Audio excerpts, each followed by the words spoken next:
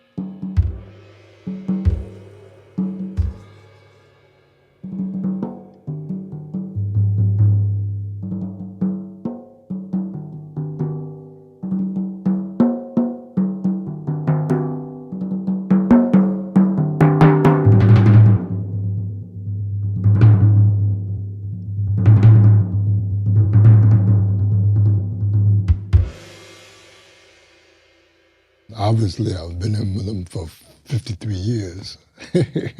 Hard to imagine. That's right. But It's a I've long been time. through all the changes in the, shall we say, in the drum manufacturing process. Yes. Where things have changed.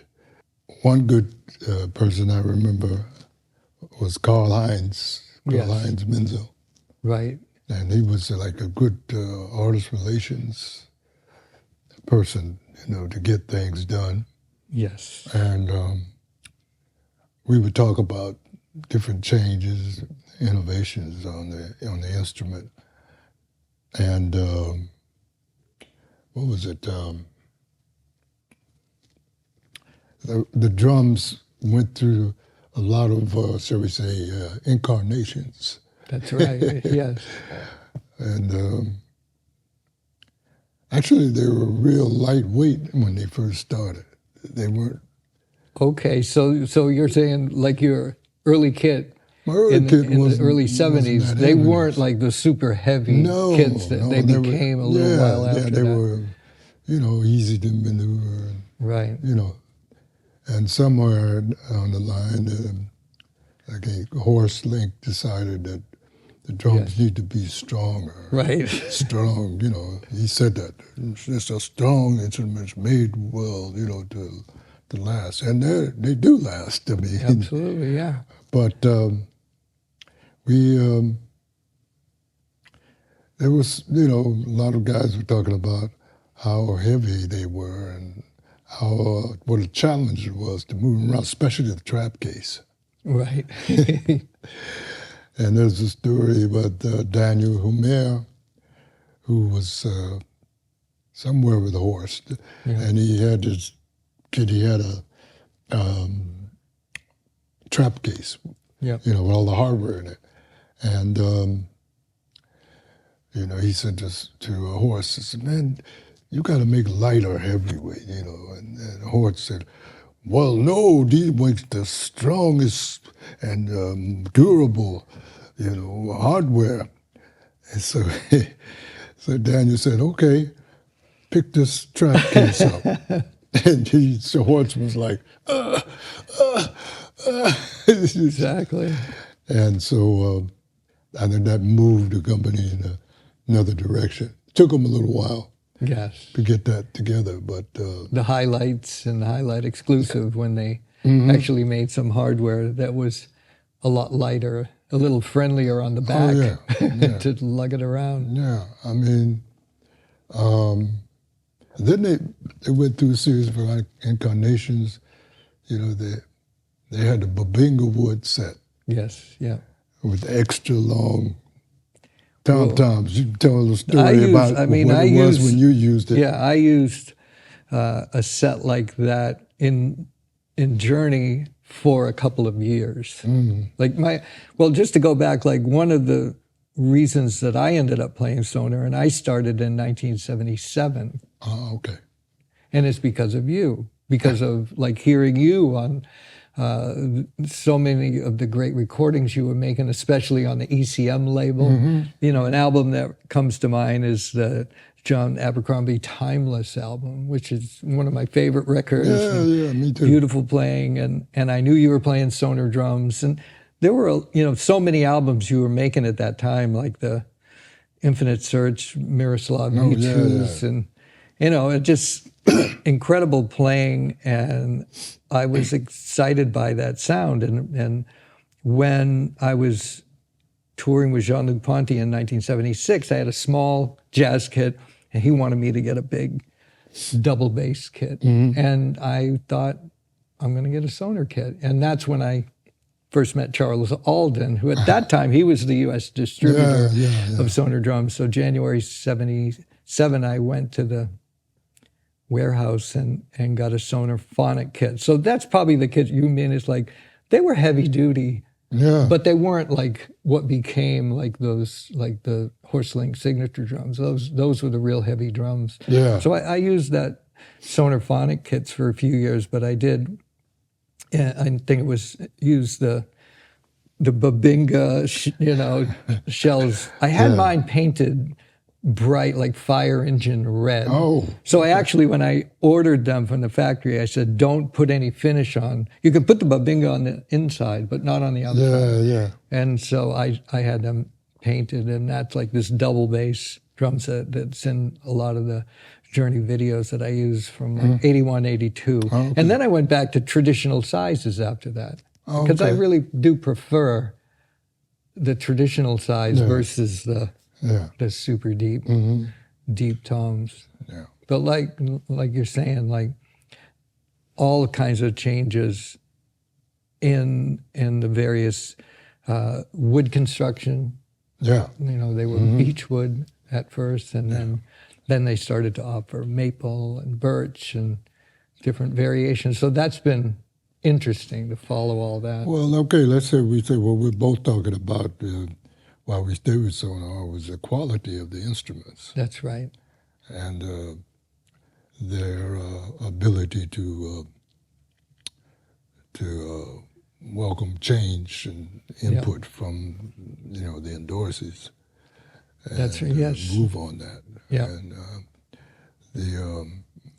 the story I wanted to tell that we were talking about before is I think it was a Sonor highlight kit, or was it the black and copper one? Yeah, highlight and then highlight exclusive. That was with the copper. It was called the highlight exclusive. Okay. Yeah. Well, the story is about how that came about. Yeah. The black and copper set, and then they also did other colors with that copper finish, like Will Calhoun had a yellow kit. Yeah. With that copper. And I had like kind of a red one. It was red-ish. I don't remember the name of the finish with the copper Copper hardware. rims, yeah. So I speaking of people like Kenny Clark and Connie Kay. Connie Kay, yeah. And I used to go see, on tour, have day off and go see and hear the Modern Jazz Quartet. Yeah. With Connie, he made his own place in that group. Mm-hmm. And she had little bells and timpanis. And I noticed he had this very classic-looking black and copper set, which I think was just made exclusively for him. Okay. And I was really fascinated by that, And then I said to Carl one day, I said, man, you remember Connie Kay used to play a black and copper set with timpanis, 2 timpani drums, on the right side.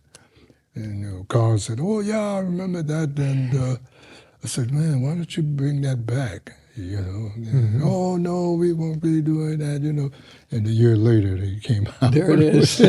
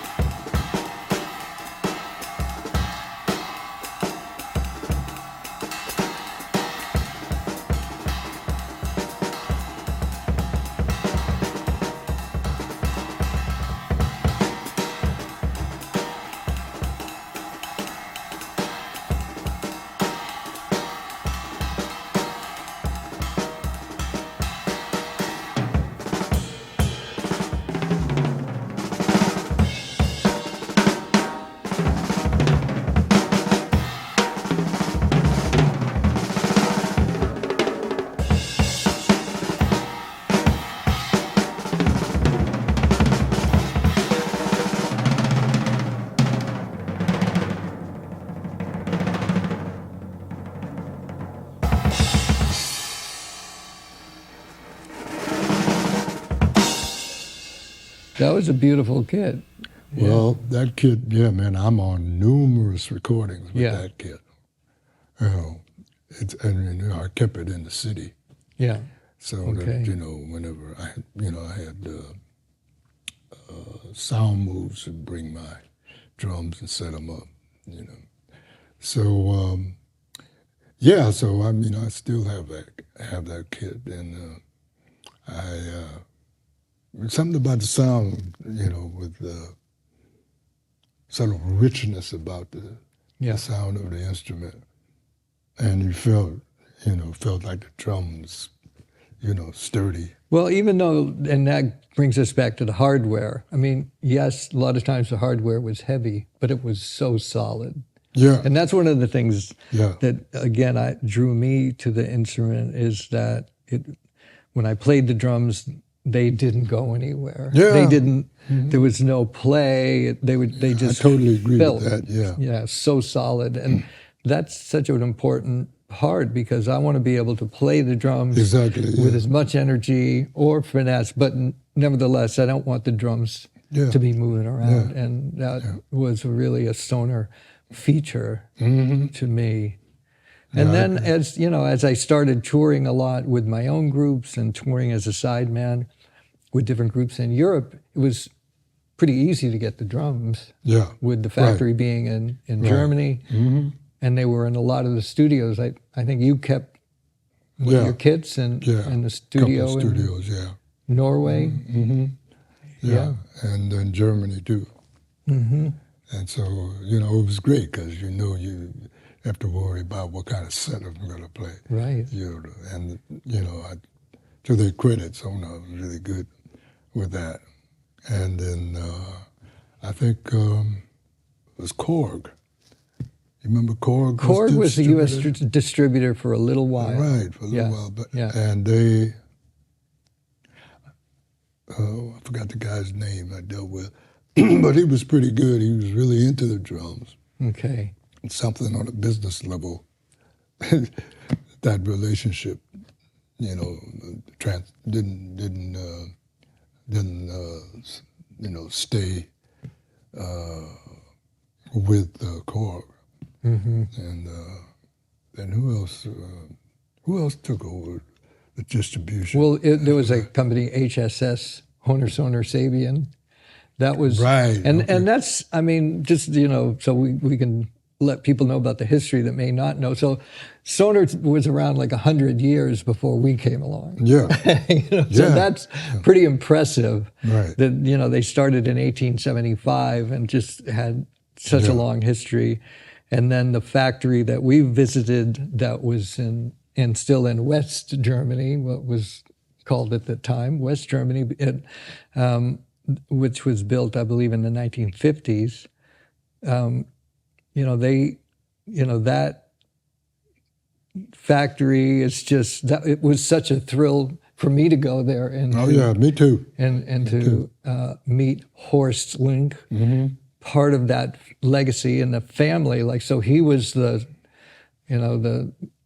grandson or son, and I don't remember all the details of the history. And then his son, Oliver Link, was really the person that brought me into the company. Like it brought me in. Oliver was really good. Yeah, nice guy. Great guy. And then at some point, Sonor was sold to Honor, and that's when it started with the some different U.S. distributors. Yeah. And even though there was that change where it went from a family-owned business to owned by Honor, I feel like they kept the integrity. Yeah, surprisingly enough. Yeah, they really did, and it's gone through a lot of personnel changes at the factory, but it always seems like you mentioned Karl-Heinz Menzel. Like we both started in 1977, so I know him from. They find the right people, and the factory's out in the middle of the country, and there's people that spend their whole lives. Bad Burleberg. Yeah, and they work there. Their whole career. So it's a very amazing interesting place. Yeah. and a lot of trees. Yes. A lot of trees. And, yeah, it's a beautiful place. And, yeah. And so these, these are drums that, you and I both can count on, like you were saying before. Yes. And so that, you don't have to worry about that. You can concentrate on playing your ideas. Right, that's right. And the kid's going to respond as it does. Like we got both of our kids here today, and they both sound great. They do.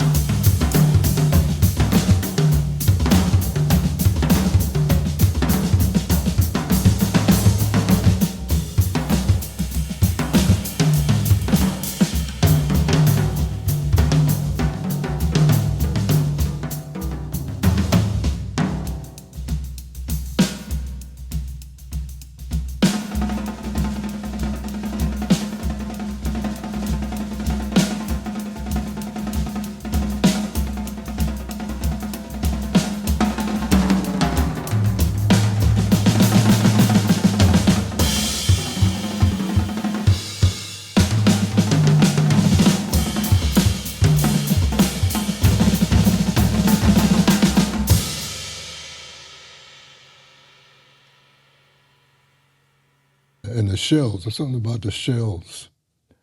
Yeah, the construction, which I'm no expert in it, but I know that they're really fantastic. How they put them together. Yeah. And and I have some drums that I still have a kit from like the mid '70s. Before I was an endorser, I had this little jazz kit, 18-inch bass drum, one rack tom, one floor tom that I still have at home that I love to play on, and still sounds great, and it's in perfect shape. And then I have the new kit that I have here is a reintroduction of the vintage, from the '60s with the beach shells, and that thing just sings.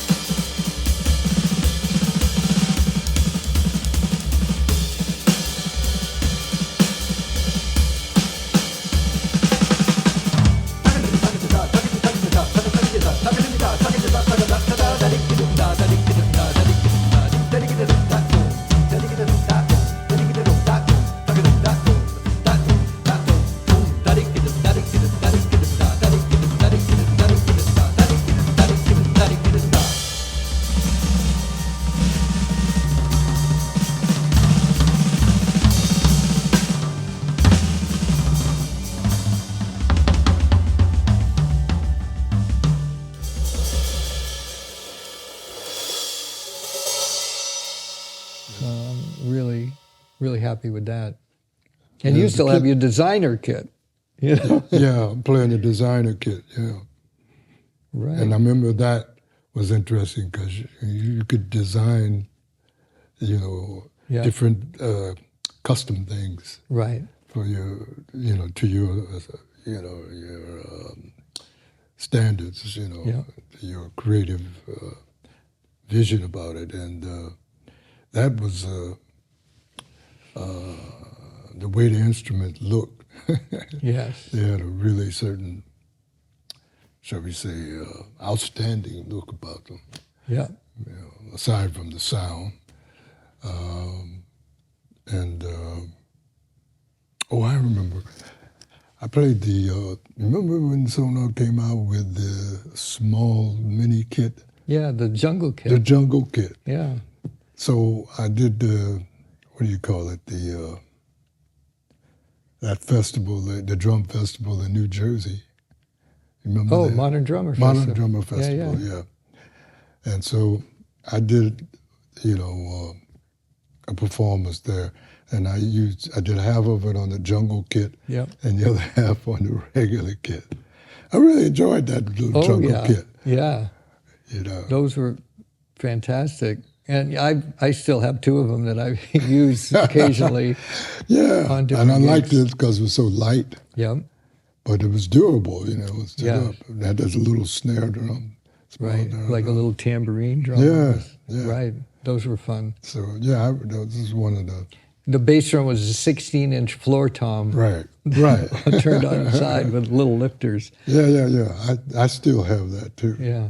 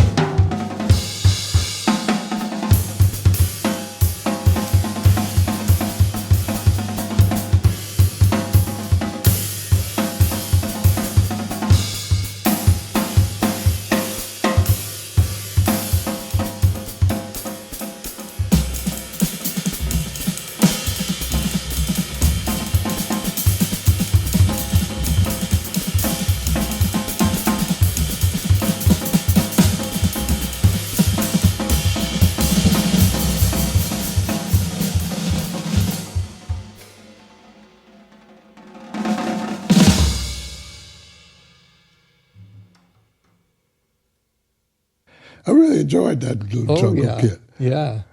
In fact, like, okay, I don't remember. It was like 8 years ago or something, and we were here near Woodstock, and there was a workshop that I did with Zakir Hussain at Big India. Oh yeah, right. And you came and played with us, and that's what I had the jungle kit.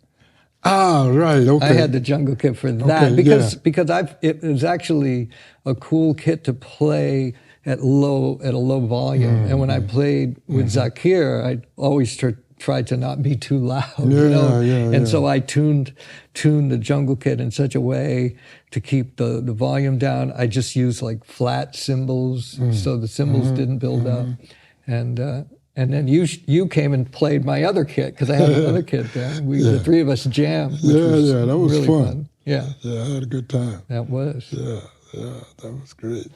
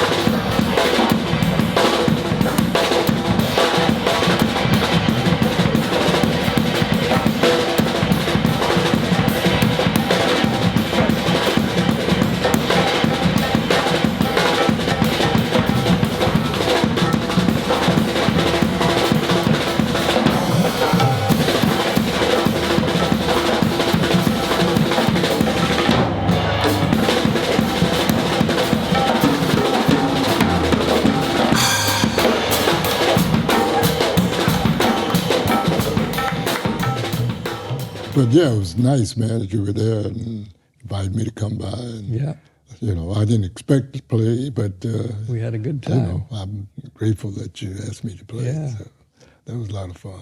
Yeah. It was. Now, I have a new copy of this book. Oh, yeah. But there was, like, I have the original copy of this book, and it had, like, a spiral. Yeah, I remember that. Yeah, cover. Sure. And it's, like, what's the story behind this? How did you write this book with Charlie Perry? Yeah.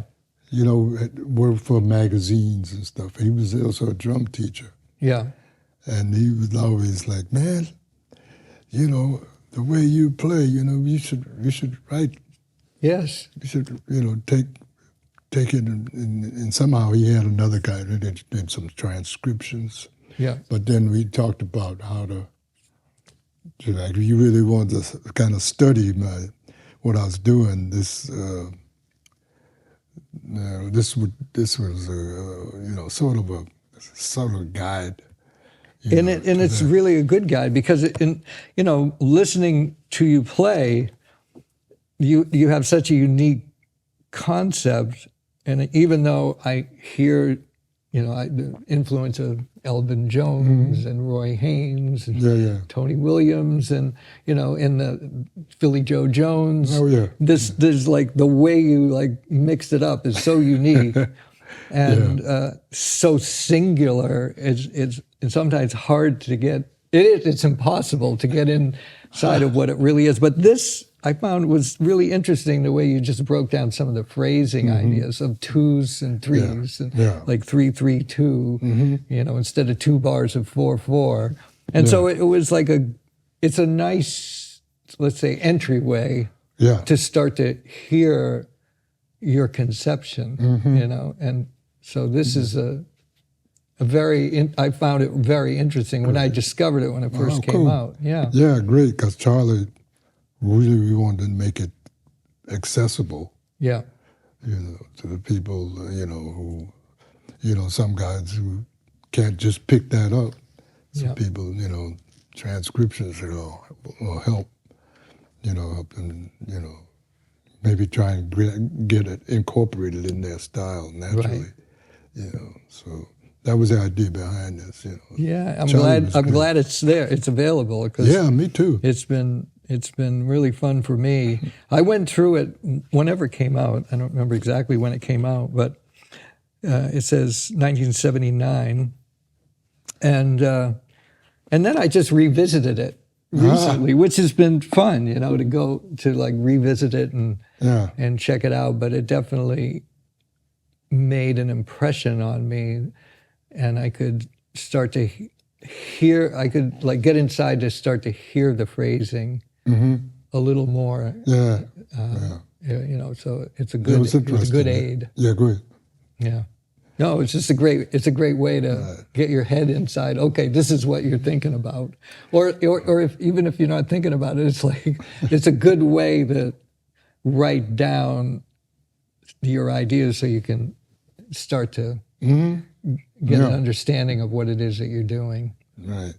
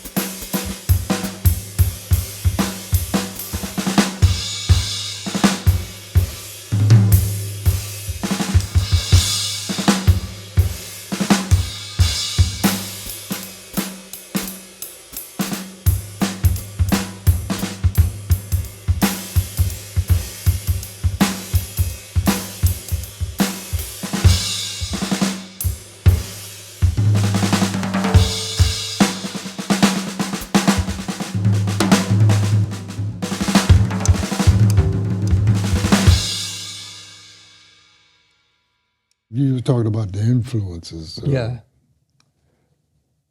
all those guys, Tony, Art Taylor. All right, yeah. And Roy. Yeah.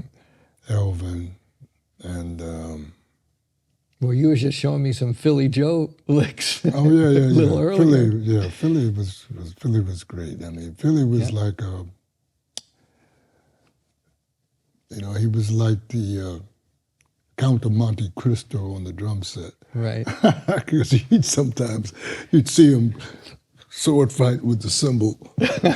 Visually, he was beautiful, and he was always, he had a way of making rudiments swing. Mm-hmm. You'd hear him, he played those double stroke rolls and then play them back the other way. Yeah, like this. And then, So he had flair, he had Yeah. really a lot of flair to his playing. But Philly played piano too. is that right? Yeah. In fact, I didn't saw know him in that. an interview, it was an interview on him. I think it was in Philadelphia. And he sat down and played a whole composition, or Tad Dameron, please, because he loved Tad Dameron. Yeah. And he had that group called Dameronia. Okay, yeah. And so, Philly was, that's why he was so musical. Yeah. Because of, when you have that sense of piano and the chord structures, the Max also had that too. And so, but Philly could sit down and actually play, sophisticated chords. And that's where you came from. You started on Oh, yeah. the piano before you came to the drums.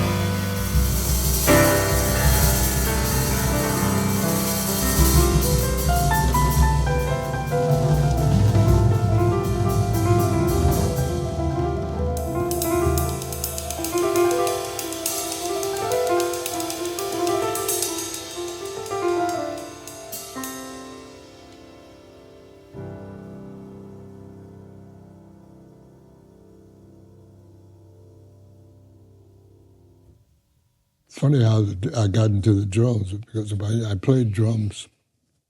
Well, the high school was a vocational school I went to in Chicago, Illinois, and it's called CVS, Vocational High School. And I was playing in the concert band, and I was playing acoustic bass. Acoustic bass, really? Yeah, I was playing it left-handed. And so I wanted to switch, and so I switched to the drum section. So, we played a lot of snare, and I played bass drum and hi-hat, hat, cymbals. Yep. Go out playing football games, marching, playing Well, that that's stuff. a good way to start on the drums. Oh, man. Yeah. Especially on a cold day. Right. But, so I sort of got into it by way of, I had a group, and the drummer would leave his drums in my house, and I started messing around with them. And then my uncle was a jazz DJ named Roy Wood, and who's actually the father of Roy Wood Jr., who's the comedian. Oh, it's my really? cousin, yeah. All right. So anyway, my uncle became a jazz DJ before he became more of a journalist.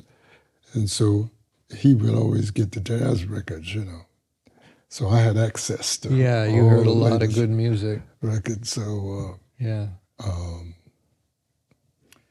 so I spent about 2 months downstairs with the drum set and playing with these records, Kenny Clark, and Art Taylor. And then, I was able to put the coordination together pretty quick. I used to go to jam sessions and watch the drummers. And Right. I learned a lot from listening and watching. And I spent time with the 26 rudiments, although I don't think I got through all 26. Right. I think I got up to 10. You don't need every one of them. No. But there's a lot of the, important ones. Oh, but, yeah. Yeah. But once you get past the idea of like mixing the doubles and singles, like with the single paradiddle, double paradiddle, triple paradiddle, and the inverted paradiddles, and then some flams and drags and roughs. Yeah. You're off and running. Yeah. I guess I did a lot of, so we say 5, 7 stroke rolls. I found out a lot of different combinations you could do with double strokes. Well, that's what I'm hearing in your playing, and then with the bass drum in between some of it, and then with the hi-hat in between, and then very unique ways of mixing those doubles and singles with the bass drum. Yeah. And then the resolutions, the resolution of where it comes out, and it's not always one. It could be almost anywhere. Mm-hmm.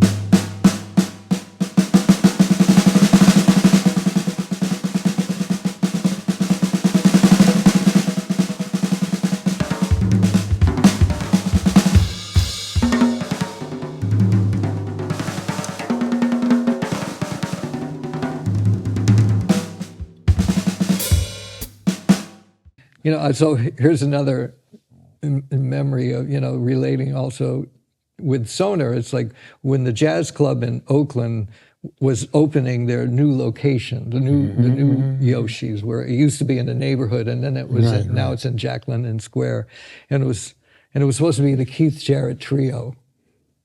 And I called you because I figured this is going to sell out, and so can you get me in? Make sure I can get in to see that. And you said, well, Keith's not doing it, but we got Herbie and Dave Holland.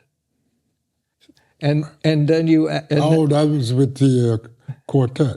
No, it was a trio. It was a trio, and it was the opening night of Yoshi's, and you couldn't get a Sonor drum set. That's right. And so I had a designer kit. Yeah. So I said, what do you need? And so I brought my kit over, I was your drum tech. Right, and that's when we started playing together. Right, and you set up my kit exactly how you wanted it, tuned it. It sounded like a different kit.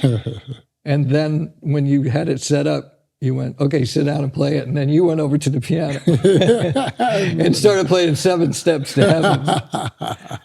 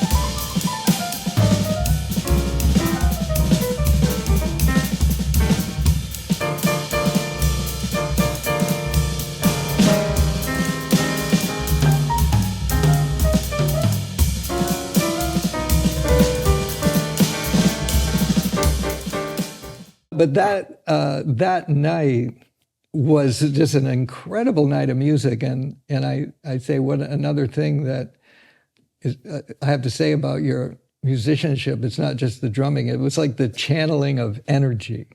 There was so much energy channeled through you and Herbie and Dave Holland. It was like the roof was going to come off that place. It was intense, like really intense, and it just blew everyone away. Yeah.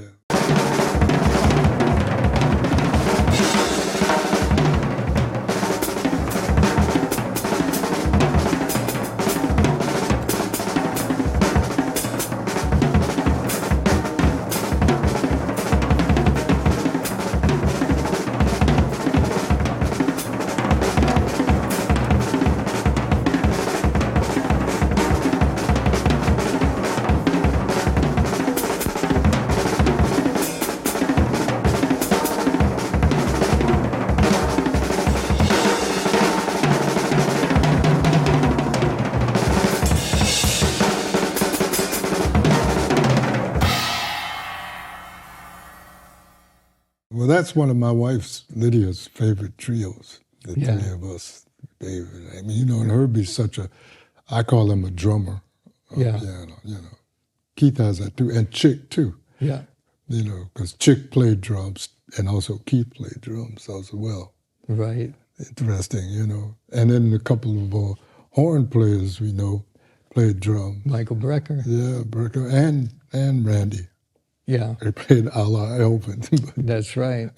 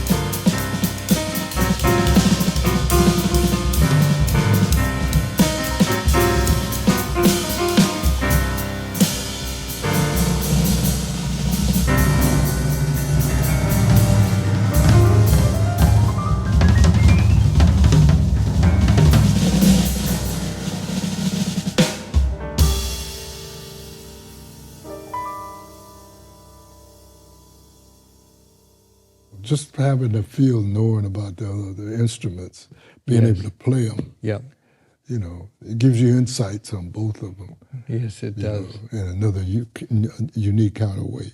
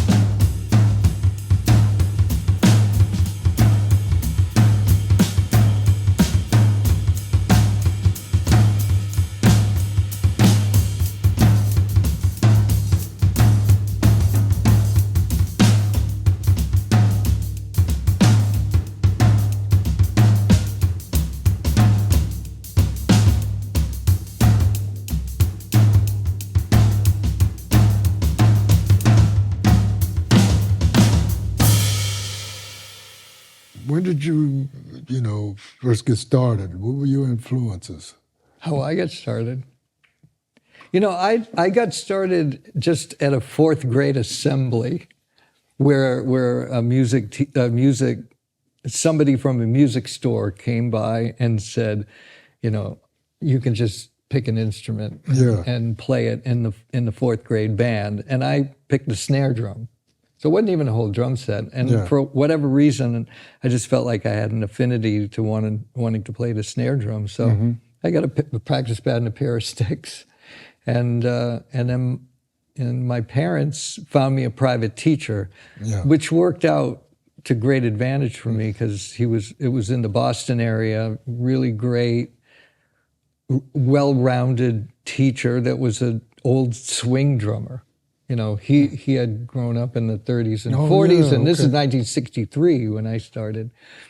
And so he just had me grounded in the rudiments, reading music and jazz coordination with the Jim Chapin book, and then the Ted Reed syncopation book as applied to, jazz coordination. And then I kept studying with him all through high school, odd time stuff. So it was like I had a good technical background, and influence-wise, I mean, my first influences were probably like Gene Krupa and Buddy Rich and Louis Bellson and Joe Morello and about Zutty Singleton. That didn't come until later. No, I didn't really do the deep dive back, because then I love big band, so I would go to see the big band. And I'd go. Even before I had my driver's license, like my parents would bring me to see Buddy Rich, or I remember seeing Dizzy Gillespie, and they took me to see Elvin at the Jazz Workshop. It was Elvin's group that played like the Live at the Lighthouse record. It's Dave Liebman and Steve Grossman and Gene Perla and Don Elias, I believe was, and so that was a little like over my head. Like I was probably like in my first year of high school or something. And I didn't really understand exactly what was going on, because I used to see in Maynard Ferguson and Buddy Rich. So by the time I got to Berkeley, that being involved in that culture opened me up to small group jazz and Elvin and Tony Williams and Miles Davis, John Coltrane, and that's when I just discovered you. So that's like I went there in 1972, the year you started with. I graduated high school and went right to Berkeley in 1972, and then so I had like more of a jazz background. Of course, I played in high school rock bands and all that kind of stuff. So at that time, there wasn't so many boundaries between jazz and rock. It was like very fluid, like I said, I play big band, but half of the charts in the big band were kind of rock charts anyway, so you play swing, you play rock, and so it was a fertile time. That then I think quite naturally I played jazz rock. Because that's what was going on in 1972. It was like the Mahavishnu Orchestra, and then Bitches Brew, as we know, was 69. But then right after that was with Mahavishnu, Weather Report, Return to Forever, Tony Williams, new Tony Williams Lifetime, and all of that music. So I don't, personally, like the way I see it, it wasn't so much different than jazz. It was the new way of playing jazz. That's what it felt like. It was like, okay, here's what the guys on the cutting edge. This is how they're playing. It's like jazz with a rock sound, with some rock feel, and then everyone had their individual take. Like I think the way you took to it as different than Tony and Billy Cobham is you retained like the aesthetic of the small drum set.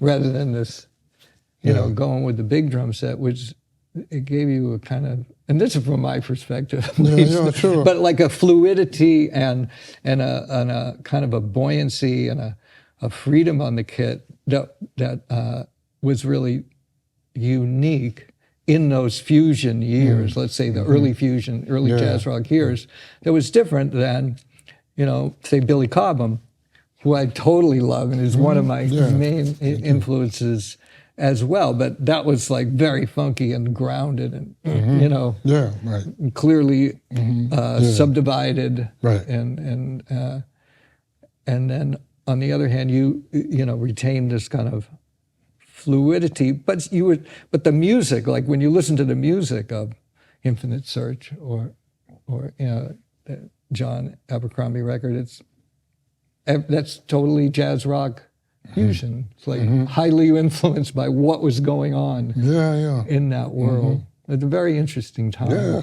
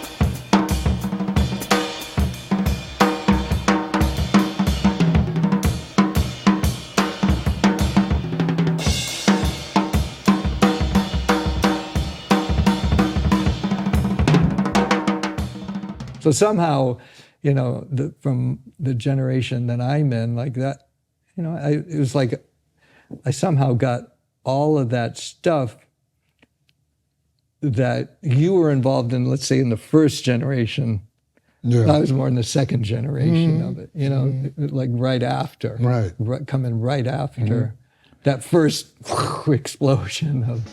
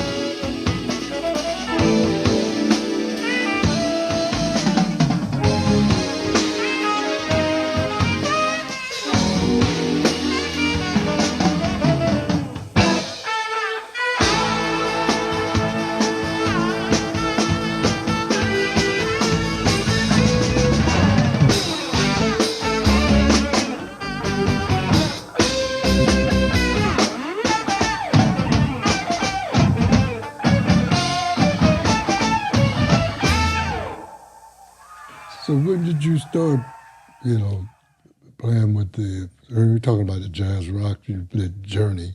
When did you start that?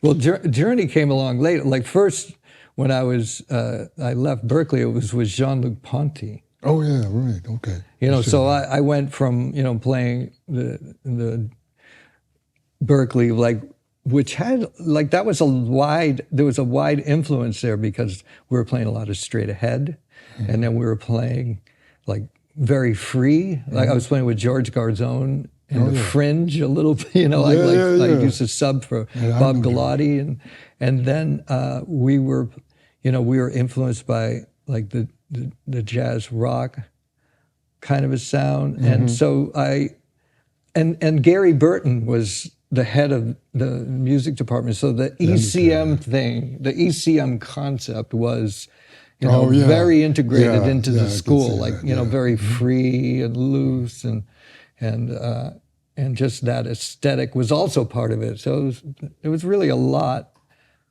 of influences and multi-directional, to use your phrase. It was very multi-directional.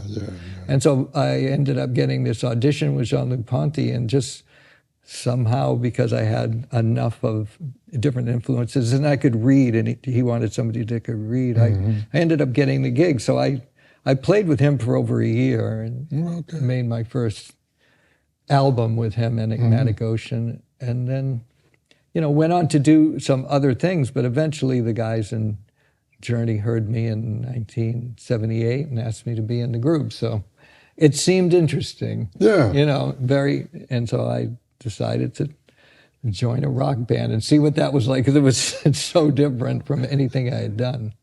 So how long did you stay with the? 7 years. Yeah. The initial body of work was created between 78 and 85. And so that was, pretty intense period of like working around the clock, pretty much, like recording, touring, just not like a cycle. Yeah.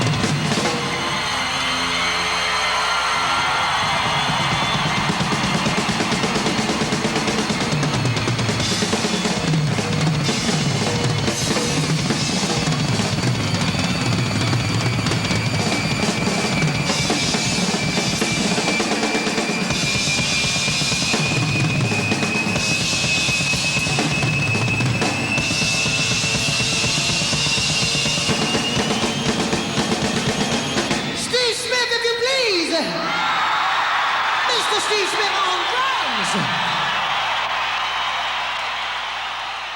Now you have an amazing technique.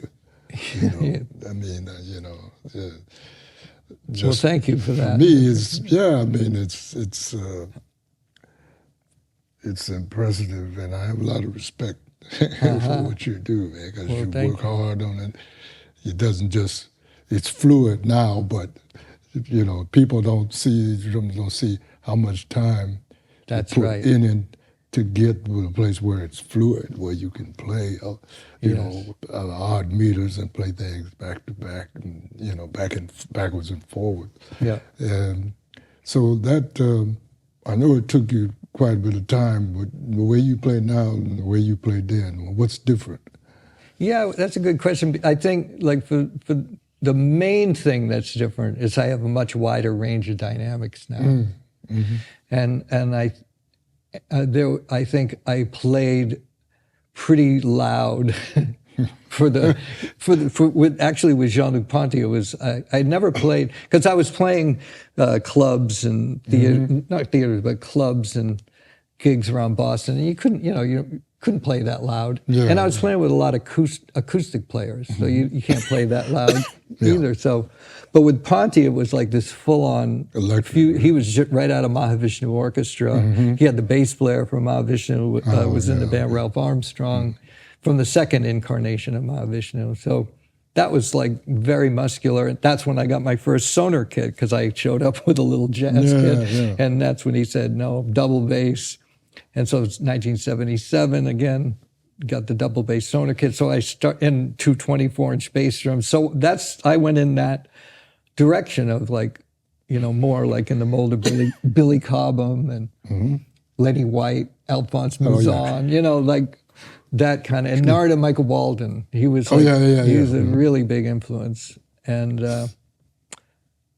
then as time went on, and after I left Journey in '85, and I had my own group, I started playing with Steps Ahead. And it was actually the last incarnation of Steps Ahead with Michael Brecker, before he did that first solo record that you play on. Oh, yeah. The beautiful, like his I really initial. enjoyed. He was a great writer and great wrote, album. Something for each instrument, put their teeth into. And that's such a great album. But as time went on, I played with more and more acoustic musicians, which demanded that my volume and touch, and so I really worked on the touch. So I can play with the big sound and loud if I want, but also with very light touch.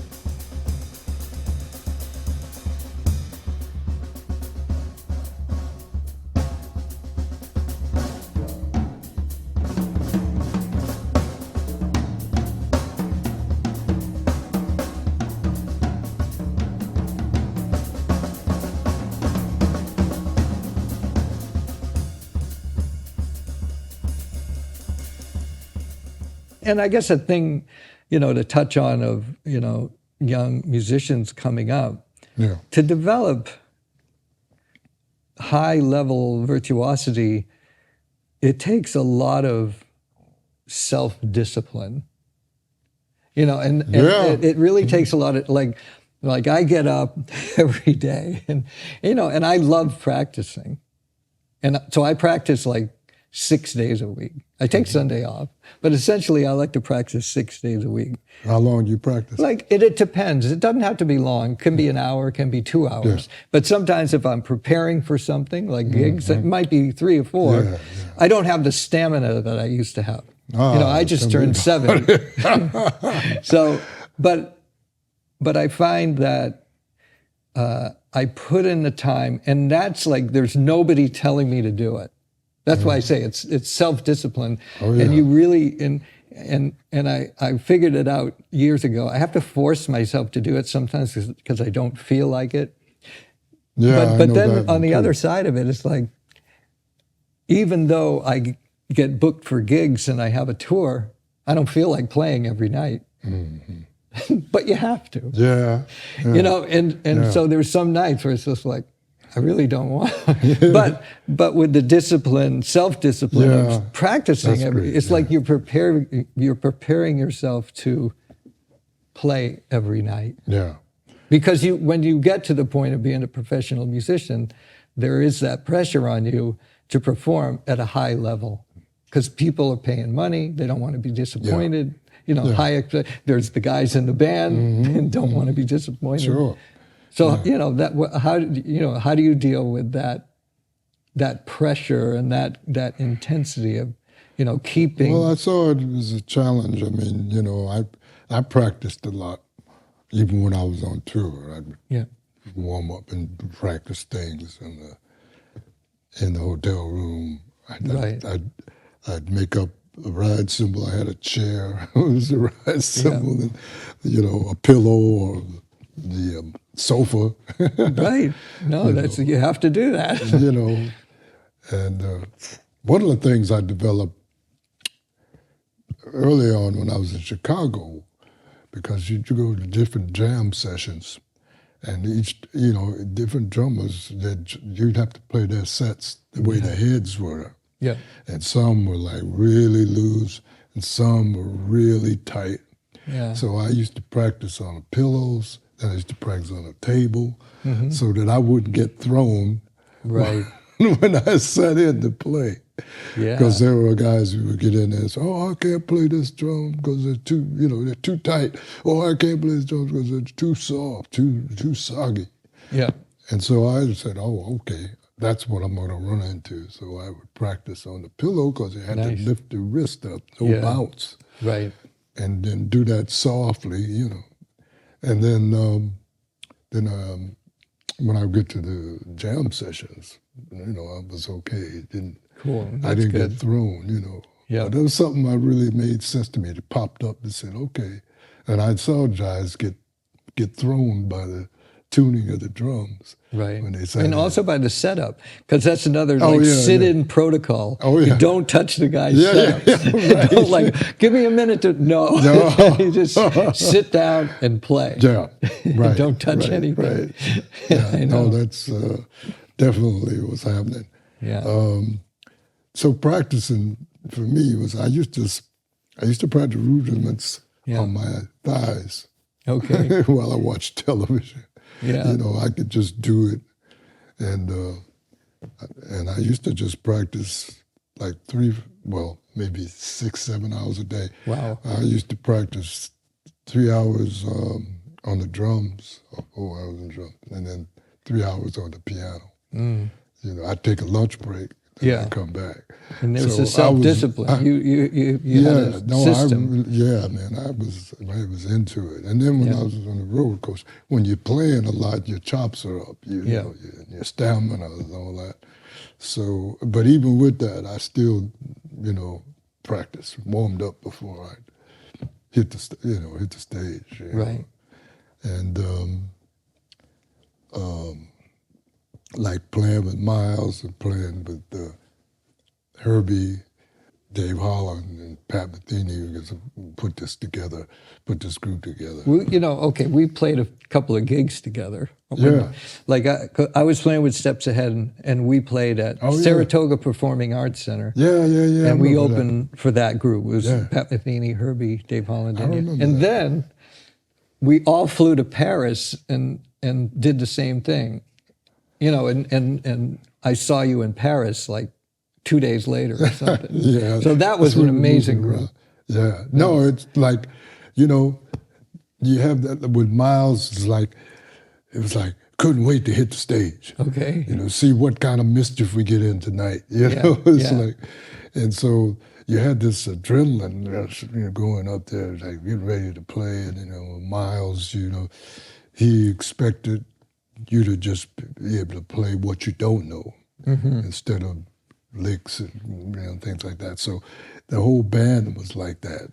And then when Wayne joined, with Wayne in it and Chick and Dave, I mean, and you could try anything, not anything, but you try, and Miles would, if something wasn't right, he would say it, but he never said it that often, that much. He never bothered me that much, except Live at the Cellar Door, which was with Keith and John McLaughlin was on some of that too. And I thought, I thought that was an educational thing in terms of teaching and in terms of group ensembles, because they recorded 4 nights of the same music. And so each night was different, studying the development. How much does the music change? Playing the same music, what you come up with. And then there I had my Sonor kit, but I had a 20-inch, and I took the front head off. And I think I had the tom-toms off too. But, the bottom heads off the toms. Right? Huh? You had the bottom heads off the tom. Yeah. And I had just the strip in the back head, the batter head. Yeah. And that's where you got that boom, you got that tight sound. But what was nice about having the head off is that bass drum projected, in a way that, it didn't project. It's a different sound. Yes. It's a different sound. So anyway, we're talking about, discipline and, being set. So I have to, admit that I had to get ready for you. I had to get ready for you. No. Yeah. But, since I don't tour around anymore, but I play locally, and so I have to, I was for a while, since I didn't have a group, I didn't have anything and I had to get, set up for. I just sort of, I didn't bother the drums or the piano, And my wife Lydia said, you're just flat. You need to play, and you need to have stuff together. You're going to play with Steve, and you're going to do another record date. And I said, you got to discipline and follow through. So thanks to her, and I started doing that. I practiced, a lot of drums, and then I got a solo piano concert coming up. I got to get together for that. But playing the instrument, it's different since you don't do it every day. And so now sometimes it's a burden. But I mean, sometimes it's like it's like a lot. It's a lot to keep up. Again, I want to thank you because it was like a pressure. It's like, oh shit, you got to get together here, man, and at least hold your own with Steve because he's playing all the time. So that's what I was. I felt doing. The same thing, Jack. It's been like a push to get it together to come here. And then us playing on the Sonor kits here, and playing off each other and playing music. Yeah. Not just drumming. 2 musicians making music. Yeah, and it's great. I mean, these are instruments, and they are. Sonars really speak and help bring out your voice. Yeah. Well, thanks, man. Hey, man. Been a great hang, great talk. Yeah, fantastic. And congratulations to Sonor for Yes. 150 That's right. years. Long live Sonor Drums. Yeah, right on.